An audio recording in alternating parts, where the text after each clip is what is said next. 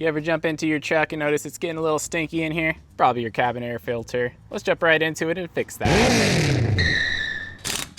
First thing we're gonna do, we're gonna open up that glove box. If you have it, there might be a little catch rope to make sure your glove box doesn't fall. Undo that catch rope. I don't have it. So I'm gonna push on these 2 tabs on either side, lower the glove box down, and then gently pull it out of its little hinges on the bottom.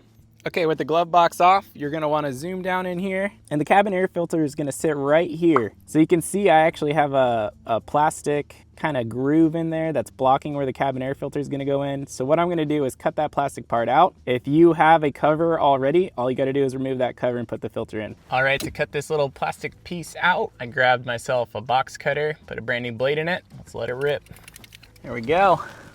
Don't know if a box cutter was the safest option there, but we got the job done. So now we have a little hole. Let's put the filter in. Okay, so I got this filter off Amazon on the cheap. Now, typically these filters will have an arrow that says which way the airflow needs to go. On a Ram, your arrow should be pointing towards the ground because the air is coming from the top of that filter box. And then the filter cover that kit came with actually has some arrows, and you can see the way it's written, plus this little bevel.